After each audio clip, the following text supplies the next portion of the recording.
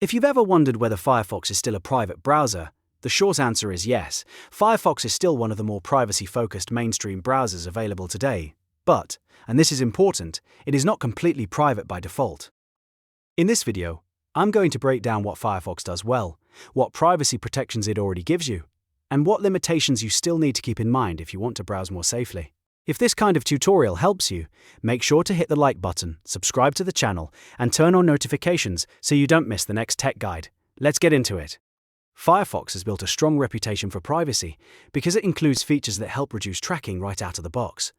One of the biggest ones is enhanced tracking protection.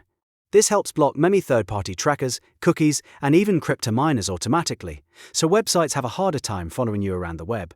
That's a big reason a lot of people still choose Firefox over other browsers when privacy matters. Another major advantage is that Firefox is open source. That means the code is available for independent review, which gives privacy researchers and security experts a better chance to inspect how the browser works. In simple terms, open source doesn't automatically mean perfect privacy, but it does add transparency, and transparency matters a lot when you care about trust. Firefox also has private browsing mode. This is useful if you don't want the browser to save your history, searches, cookies, and temporary site data on your device after the session ends.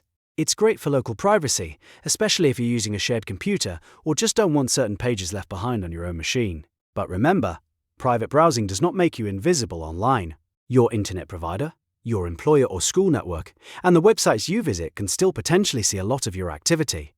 So private browsing is helpful, but it is not the same thing as anonymity. Firefox also supports DNS over HTTPS, often called DOH. This can encrypt your DNS request when you use supported providers, which makes it harder for others on the network to see every site you're trying to reach.